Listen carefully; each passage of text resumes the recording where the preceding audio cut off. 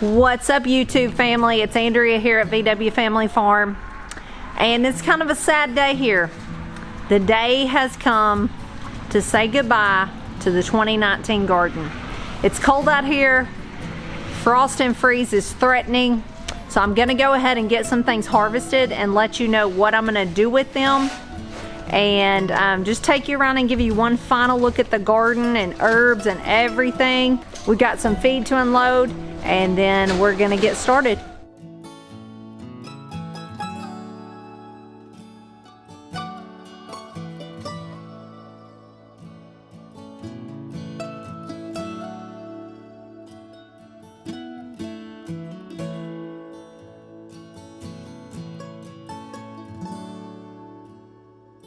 All right, so it's a cold, dreary day here, and we have our first hard freeze threatening.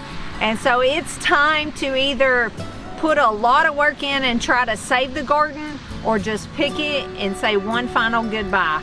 And after much thought, I have decided to let it go for this year, because it is November already, and even if I save it this time, it would take a lot of work to cover everything, and then I'd only potentially be saving it for a few days, because at this point freezes are going to start coming pretty regularly. So I'm going to take y'all around and I'm going to do one final harvest. Now this may not be my absolute last, because if it doesn't really freeze like they're saying it's going to, it's kind of hovering right around there, I might get a few more things. But for all purposes, this will be my last big harvest. It's time for me to move on to fall and winter projects that I already have lined up. I'll be making a lot of soaps and lotions for holiday gifts and things, and it's time to move on to those. If you think back, a few months ago I told you don't rip your tomatoes out, leave them. So I have a ton of tomato plants that went ahead and put on a whole new top to the plant. They put on a ton more tomatoes. Now the problem is they're not ripe. So it takes tomatoes in this cool weather, and the days are getting shorter. It takes them longer to get ripe. So I'm gonna go around, I'm gonna pick a lot of the green ones, and then I'm gonna show you what I'm gonna do with those. Now, I'm gonna pick these, but I'm not gonna necessarily try to get all the stem off of them. If it keeps this little part right here, that's okay.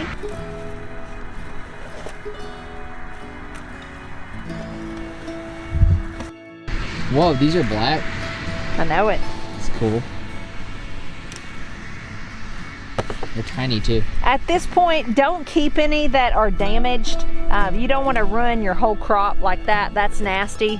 Don't keep that. Okay, so you have a couple options with green tomatoes. You can make something like green tomato pickles, green tomato relish.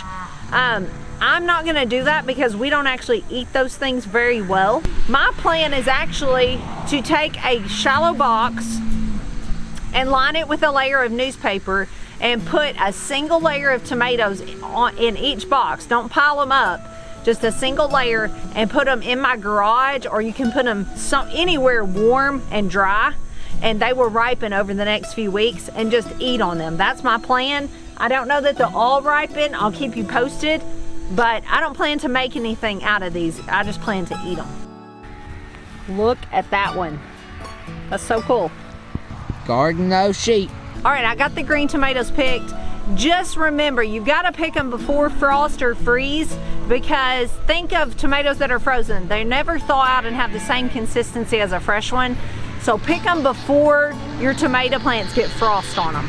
All right, it's raining now, so I'm gonna make this snappy. I'm picking just a few peppers to just eat off of. I'm not gonna pick all these because I have frozen gallons and gallons. I've fermented gallons. So honestly, I don't need tons of peppers, just a few for fresh eating. And just a few zinnias because they're beautiful. Like you. Aw, thanks, bub. I think these sugar snaps will keep going. They're just getting started, so I think we'll have them for a bit. And I've also got some Malabar spinach taken off there. I think it'll be okay.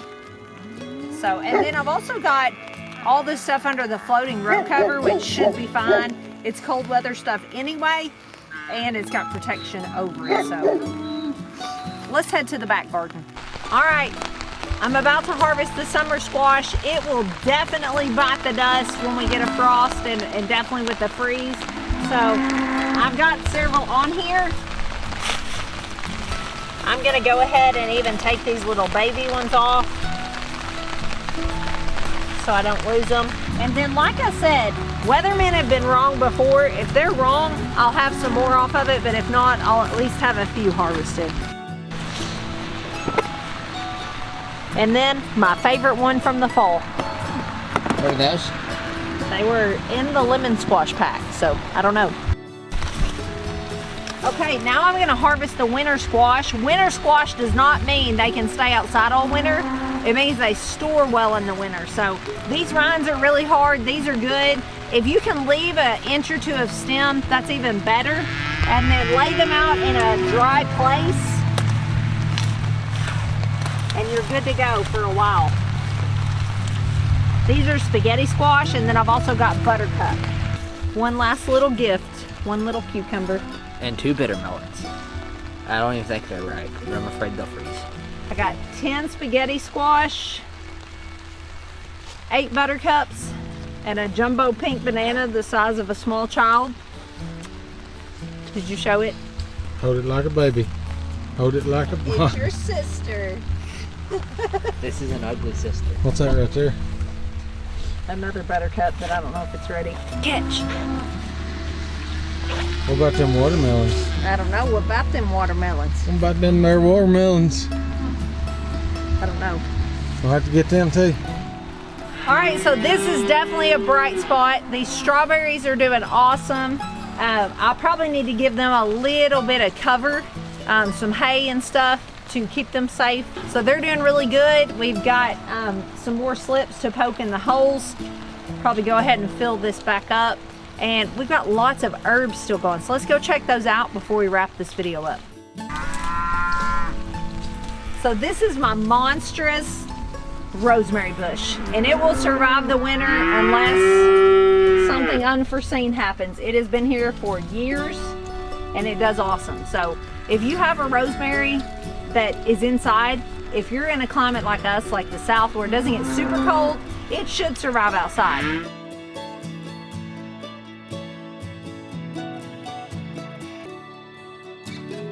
So obviously the carrot bed is doing really good. It'll be fine. They'll be fine in here and keep growing. After we get a few really hard freezes, like deep into the winter, we have had carrots get hard in the middle, but until then, carrots seem to do fine here.